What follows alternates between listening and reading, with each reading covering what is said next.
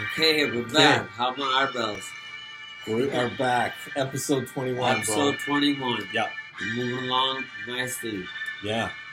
We're going to off to talk about the Canelo and Kovalev big fight that happened on the weekend. Huge fight. The implications of it, what's going to happen next, the whole UFC debacle, I call it. The 1 hour we had. I don't like that. Anyways, we'll talk about that. Yeah, we'll talk about that. It's happened, and nothing we can do about it. But we'll talk about something after that'll hit home, and that'll make you guys realize this is not a comparison. Boxing, this is comparing apples and oranges. Boxing is up here in terms of look at the money that's made by the fighters, right? And that's the point of it. All equates to that. Anyways, we'll speak of that. Yeah. So let's talk about the Kovalev and Canelo fight. Yeah. We watched it at my place. Yeah. It was a great fight. It was good. It was a good fight. Canelo really impressed. And it was a good look. I said it from the beginning, and actually, our one buddy was over seeing what, and I won $100 from him because I didn't illegally bet. Gentlemen, I won a couple oranges from him. Mm-hmm. But you picked it, yeah. Yeah, I told him man, Canelo is gonna knock him out. Yeah. So let's kind of. You want to break down the fight first, and then let's talk about the fight first. So Canelo, he's still only 29, which is still relatively a good age. He's at his peak, his highest peak right now. Yeah. Now he's 53-1 and 2 draws. What and 36 KOs. Look at all the fights. 54, 5, 6, 56 fights. That's a lot of fights. That's a lot of fights. That's a lot of pro fights. He turned pro at 15. Yeah. I mean, the Mexicans do that. It turned pro earlier. We have the rules and regulations over here. Obviously, you can't do this, can't do that. Yeah. They're a lot more lax with it. Yeah. You know what? When I used to go to the gyms in Detroit, going to the gyms and seeing some of these younger, 7, 8-year-old fighters, these black fighters, and they were good, man. They had skill and the things that they're doing, and you're like, look at that little guy, man, work like that. It's amazing. I like seeing that too. That was cool. So this fight, so Canelo wins his fourth belt his fourth weight class championship, winning the WBO title, which is recognized as one of the 4 major titles: the IBF, WBC, WBA, WBO. Those are the top 4. Yeah. Did you say IBF? Yeah. IBF. Yeah. Yeah. Definitely. Yeah. So that's his 4th weight class, winning world title, and he jumped up 2 weight classes too.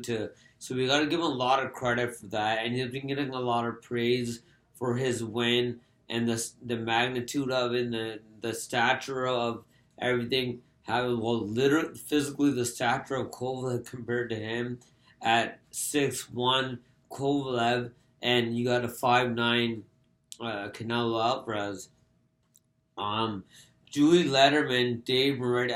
Why is Julie Letterman? She always in there, man. Get her out of there.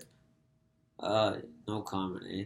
No, I mean, she's up and down, right? She's up and inconsistent, though. That's the thing. We need consistency across the board. Yeah. But she's part of that commission, right? Mm-hmm. So Nevada State Athletic Commission. Yeah. So she gets a lot of fights. Julie Letterman and Dave Moretti both had Alvarez ahead at the time of the stoppage, which was in the 11th round. The knockout, he knocked out. He didn't recover from that. Entering the 11th, and Don Trellin had it even in 95-95. Canelo was a 5-1 betting favorite. I won that money from our buddy. Yeah. So I'm okay with those scores. Me Actually, too. that's actually pretty good judging. Because he did well. I mean, he did well. He gave him a tough Oh little yeah, goal for a bit. but he was. You could see it. I have a theory of why he did not unleash that right hand too often, Kovalev, and that's his power. He's got a power jab, but he's also got a heavy right hand. But sorry, Buddy McGirt was game plan was that for him to use his jab Right. more than ever. But I think what You're Canelo right, he should have dropped that hammer. should have dropped the hammer. But I think Canelo sent a message early, even though he didn't throw a lot early, and that was to hit him with that left hook Yeah. and hit him hard. And then, so if Canelo is hitting him with that left hook, that made Kovalev keep it there. Yeah. He wanted to keep it by his chin. Mm-hmm. So he wasn't so ready to throw it. Plus, I found that Canelo was, even though he was very patient, he was unpredictable on when he was going to unleash. And I think so that was at too. the back of Kovalev's mind, too. He was. And one thing though with that, and I remember I was alluding to when we were watching it, Yeah. is a lot of single punches, like big bomb, like single Right. punches. Canelo, his punch count wasn't the highest, like the Mexicans, but whatever. Anyways, like let's give him a lot of credit because he picked his spots. He moved up 2 weight classes, won Yeah. the light heavyweight title. Yeah. Mind you, the weakest of the champions that are out there, True. Sergey Kovalev, True. with Bivol and Betterbe, and Gvozdyk yeah. down a little bit now. But still, I still think Pascal. Gvozdyk could still outbox Kovalev. I really feel that. Yeah, but So, see I think he's number 3 on that list. I think Betterbe's a freaking like career crusher, man. Like, look at what he was doing in there and crushing. Let's see if Gvozdyk can come back. When people get shot, they're afraid of that gun again. True. But that Gunshot. guy's still got a lot of skill in him, and he's still a top Yeah, fighter. you're right. I mean, He is. He wasn't not an easy fight for Betterbe. No, so definitely not. But I mean, he's up in that. That's why I put him at number 3. Betterbe of 1, Bivol 2, him 3, Kovalev was 4. But now with Kovalev gone, you gotta put Canelo in that mix, right?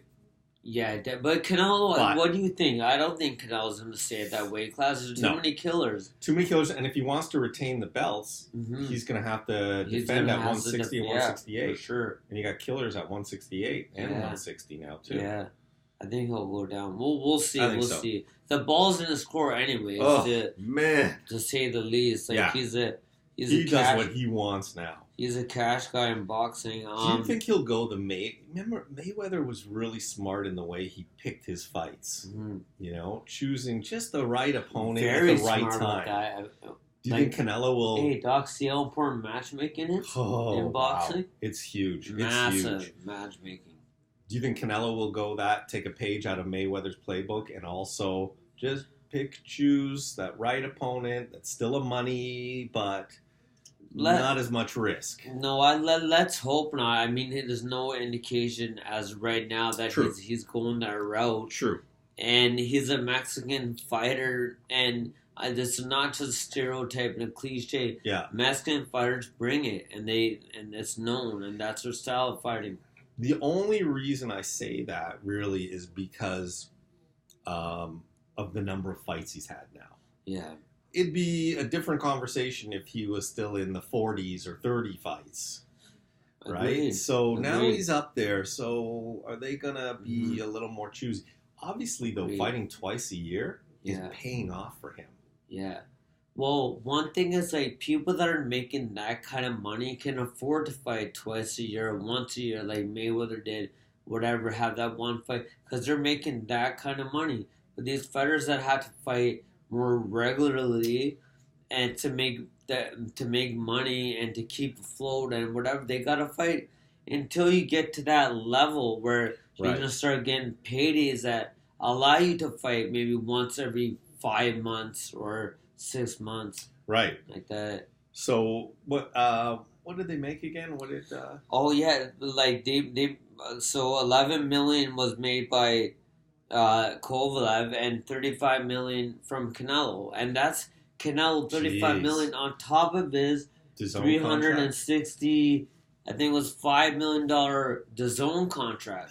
That's huge money. That's crazy money. That for us is monopoly money. Yeah. So that stuff doesn't even seem real. That's incredible. That's incredible. Mm-hmm. Well, good for Kovalev to make that kind of dough. Yeah, his At biggest stage of his career. Yeah, and no wonder he was thankful to Canelo. Yeah, and this is what he said to Kovalev. It's okay. It's good experience for me. Canelo's great champion. Yes, I know. What did I say? Okay. And I was okay. And a little bit right now. Okay, I did not recover from my last fight, but it's okay. Right. Thanks for the fight, Canelo. Big respect for him. Yeah. Funny he did mention that he fought too soon after his last fight. Yeah, with Yard. Mm-hmm. And he got rocked against Yard too. Well, he luckily just. From that. You're right. Yeah, good point. Yeah, it does for sure. Maybe, but look, no one wants to hear excuses. Right. Maybe I'm not ready. I wasn't ready from I haven't recovered from last fight. That's it. No one wants to hear those excuses. Just take your 11 million and walk off in the sunset. Right. Retire. Does he really need to say that? Chill Belensky, at your own town, whatever. Right. And, but they some guys added in because they. Well, he wants to fight. He wants to fight again. That's what he's saying. He wants to. Yeah, I'll be back. I'll be back. Rest. He's like Terminator. I'll be back. Yeah. I'll be back. He's a Russian. The Russian Terminator. If he dies, he dies.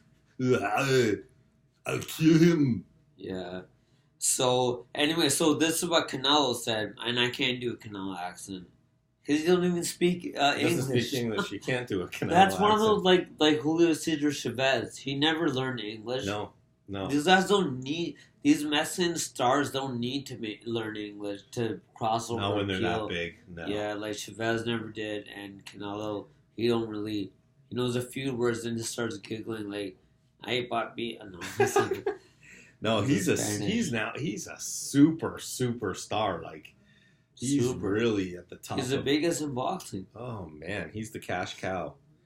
Hey, I don't know if you did he. Is he making more money than Mayweather did? Not yet. No? Not yet. But I think Mayweather and Pacquiao were making around in the 30s, 30 mil per fight. I don't think but Pacquiao... Mayweather you also... think Pacquiao was? Pacquiao did. He had a few fights where he made 30.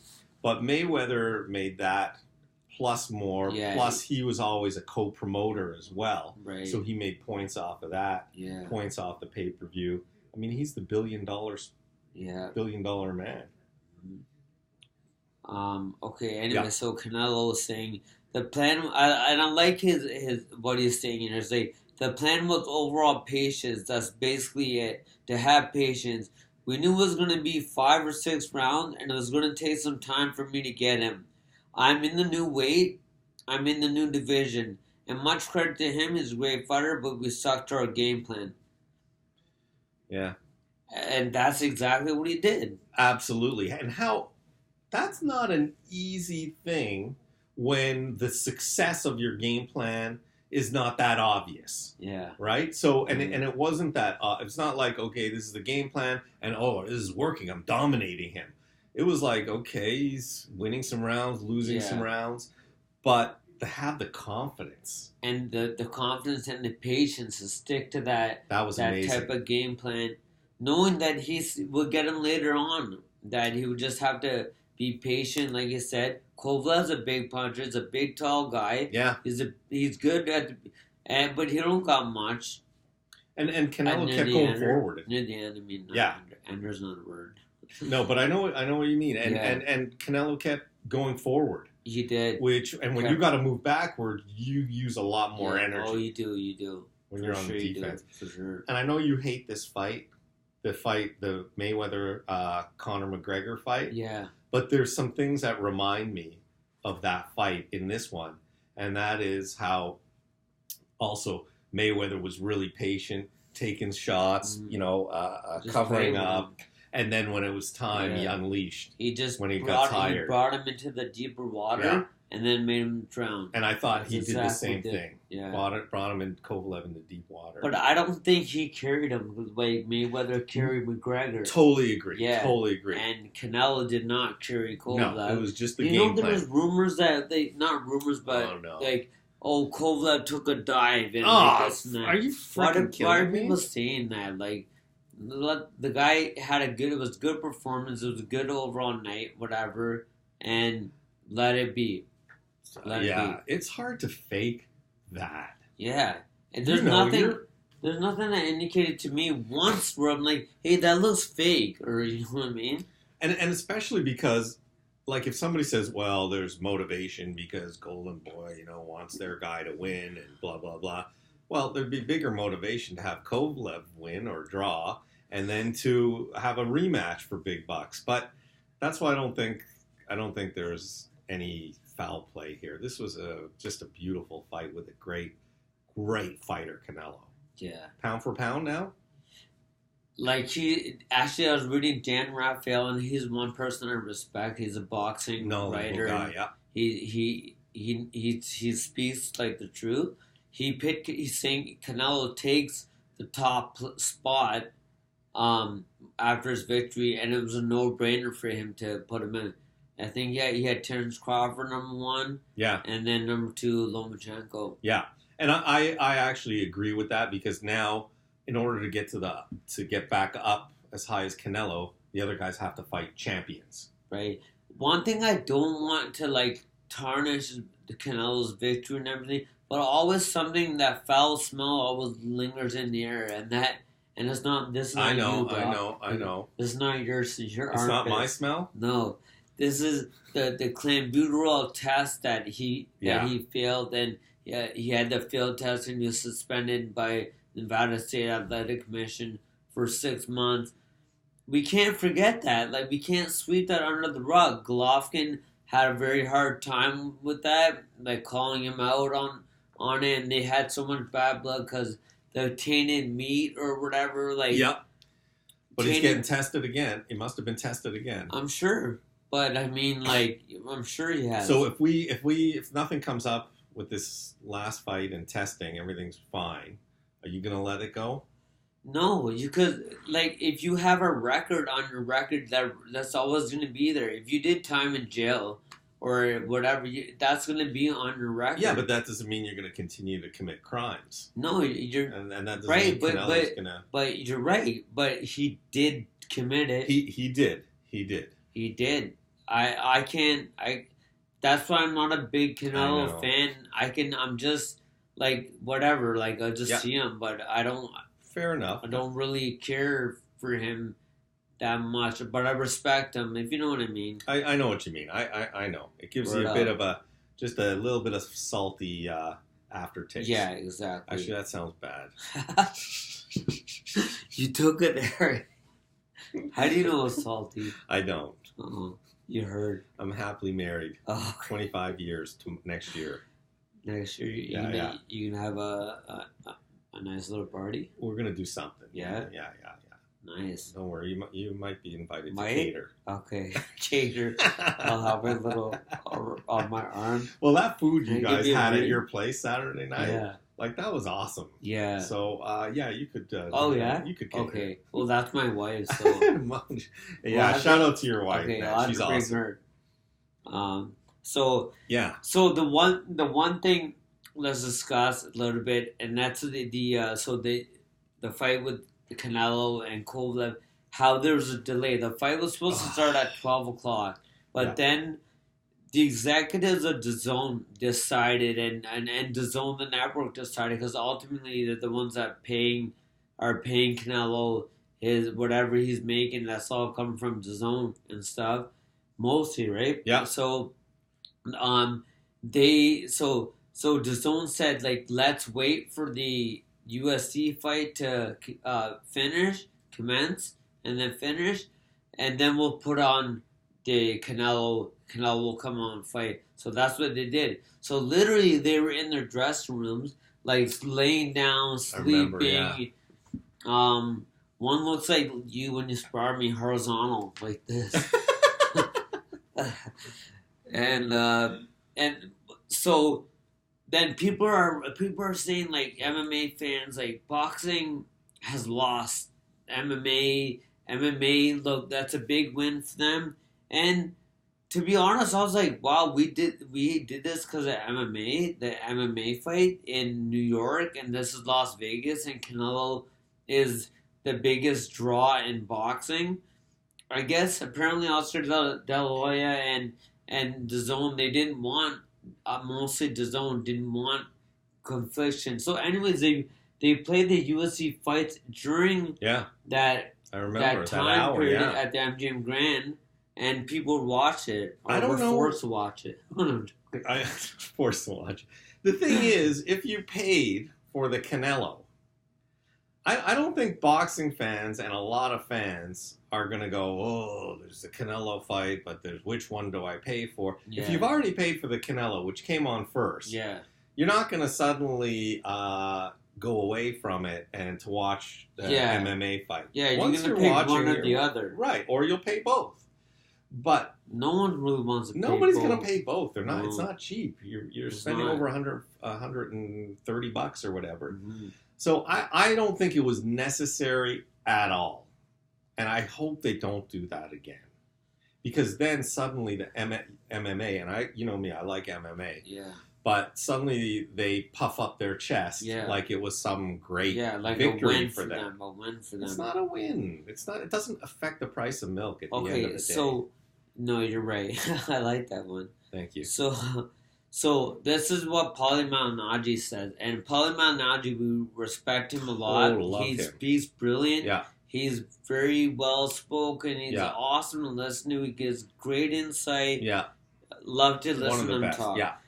So he goes, the look on my face when I hear the MMA community are treating the fact that DAZN delayed the start of the Canelo fight as a win for them. Your sport severely underpays its athletes to the point it's semi-monopoly, and you are celebrating this insignificant occurrence. Boxing and MMA will always coexist, will always coexist. So what exactly are you celebrating when your top athletes make a fraction of ours? I'm all for our fighters getting their just due to MMA folks getting their I'm all for the fighters getting their just due. But seriously, MMA folks, get your fucking priorities straight. Not everything is flowers and roses with gold. And so get your effing priorities straight. That's what Paulie Malignaggi is saying, and that a very good point, a very well point. $35 million and $11 million, $12 million made by Kovalev, compared to what 450 and like 500,000. That's what Diaz and Masvidal or whatever his Masvidal, made. Yeah. No disrespect to him, I just couldn't pronounce his name. Yeah, no worries, man. But yeah, I see what Malignaggi's saying. I don't think they should. I don't know why they would kowtow to them, to the MMA. Because MMA has their loyal fans as well, right? And they're going to watch MMA. Yeah, I agree. It's not like they're going to watch either. Regardless of whatever Paulie said here, which is right, but you still got to scratch your head. Then why did you guys do this? That is beyond me. And the thing is, it kind of turns you off a little. Not turns you off, but what if there's another fight again, a big fight in both professions, in MMA and in boxing. So now are we going to go, oh, geez, do I really want to pay for this? Yeah. Or maybe I'll just watch it the next day and stream it, because I don't want to stay up till 1 a.m. to watch the main event. Yeah. No, that's I know. Me, that's what we did. I'm an older guy. That's what we did. We caught each other sleeping. I caught you sleeping at one time during the Canelo fight, and you caught me, I think, one time. Yeah, it's on. Not because it was boring, no, but just because it was late. Yeah, and we're not really. built I for don't that. think we're late 90. Yeah. You're over 30 too, right? So Yeah, I'm 40. yeah, so that's for the 20-something-year-olds. Yeah, They'll stay up, no problem. For sure. I hope they don't do that again. I don't think it's Yeah. necessary, really. Yeah, I hope not. But let's make sure that they don't. And let's, I don't know, make sure it doesn't happen. Yeah. Um. Especially in a big fight like that. So going back to this Yeah. fight, Canelo and Kovalev, but just more Canelo. So not everything is flowers and roses right now with the relationship between Golden Boy and their star money guy Canelo Alvarez. A story quote from Mike Coppinger, of the Coppinger Yeah. of the Athletic quoted Alvarez saying this: "You can see there's no loyalty in De La Hoya. He changed trainers during his career. He changed managers during his career. So there's no loyalty. That's the way he is. We see it now."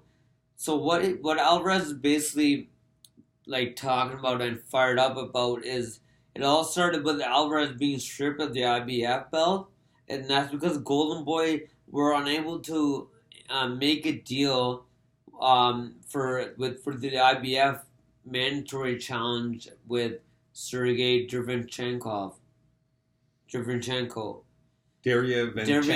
the guy that fought Triple G. Just fought Triple G and had that fight with Jacobs. That was yeah. So they're not. So because of that, Alvarez also accused De La Hoya of talking shit to his about his trainers. There was something that was said about Reynoso? Yeah, I think it was Chapo or Eddie, I'm not sure. Okay. Something about, like, I forget what it was, but it's something like, maybe your trainers can teach you to look up when you're punching, to the body or something, because Canelo looks down or something. You should look at your top of your eyes. Always look at your target. Mm-hmm. So something like that was said, and that caused even more hate for Canelo towards Golden Boy.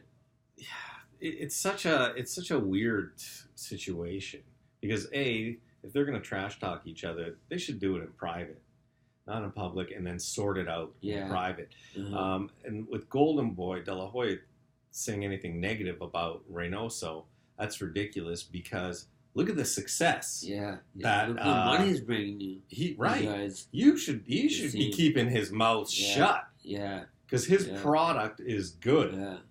Yeah. So I don't know what that's about. Who knows what personally is happening in there? Yeah. Who knows who's starting stuff up? Do they want to be part promoters? Canelo, his team. I don't know.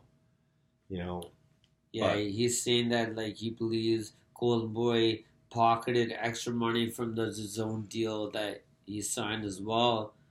So there's trouble in paradise. Yeah. But if there's no hard proof of that, my opinion is also don't say it. Yeah. Right? Yeah. So, but I mean, like, why not? Like, keep it quiet? But I mean, I'm sure I don't know where he's going to get the proof or whatever, but he's just showing his disdain towards De La Hoya and Golden Boy right now. Well, listen, I think it might change. Look what happened with Triple G. Yeah. So who knows? It might, although that was with his trainer, but right. You never know. You never know. Abel Sanchez. I think what he does next, Canelo does next, will really he's Golden Boy is still promoting his next fight. Yeah. Then he's with Golden Boy. I can't see a change coming after that because if there's going to be a change, it would be now. Yeah. And who knows? I don't know. Do you know how long his contract is with Golden Boy? Because they always renew, right? I'm not sure. That would be interesting. I think they might have just re-signed him or something. Yeah? I'm not sure. Yeah. Anyways, so Canelo become a four division champion. Yeah. With another, what I want to ask you, Doc. Yep. Did you read the email though? Yeah. Oh, great. Because I was going to ask you, who are the Mexicans that also won were also four division world champions? Yeah. Arce was one, Jorge Arce. Right. And I can't remember who else. Who else was Eric in that? Morales, Juan Manuel Marquez. Marquez, yeah. Oh, there's 3 guys, and Canelo now joins them. Nice, man. Nice. That solidifies Canelo's legacy, I think. Who's the only other guy that jumped up 2 divisions and became a world champion? Yeah. That was, outside of Canelo, was Bernard Hopkins. Yeah. Going up, because he started off as a middleweight, right? Yeah. And he went up to light heavyweight and got a belt. Yeah. When he beat our guy. Pavlik? Pascal. Oh, Pascal? Yeah. He beat Pavlik at... Pavlik was before Pascal. Yeah, well before. He dominated him in that fight. Yeah. All right, cool, man. And Tarver. He beat Tarver, too. Tarver. That's right. Yeah. That was the fight. Tarver? It was Tarver that he Magic Man. Yeah. Amazing. So now, okay, so let's talk a little bit about a potential next fight for Canelo. Who's the next fight going to be? Apparently, there's talk of Andre Ward coming back, and Andre Ward fighting Canelo. There's talk of that. Ward. So one thing is like Ward didn't make that kind of money in his career that Canelo made with his contract and what he's making right now. And Ward never made that at that weight and stuff. So that may allure Ward to come back. Yeah. To make that kind of money, because really Ward didn't make a lot of money. Like his biggest paydays were $5 million and $6.5 million for his last 2 fights with Kovalev. Right. Those are biggest paydays. His biggest paydays. But, so these aren't Canelo numbers.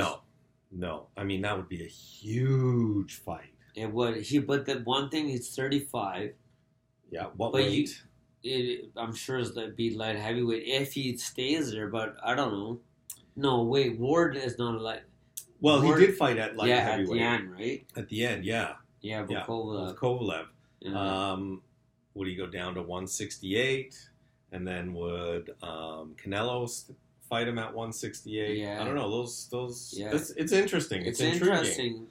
Very, very much so. Yeah. Jim Lampley. I miss that guy, Jim Where Lampley is he? on HBO. There's no more HBO So and where stuff. do you hear about Jim Lampley? Yeah, is he writing or he something? was wrote in an article. Oh, there. okay. He's like, there's always a chance. Okay, Jim. No, that's not. That's Harold Letterman. Okay, Jim. Yeah, Lampley's not easy to do. Yeah.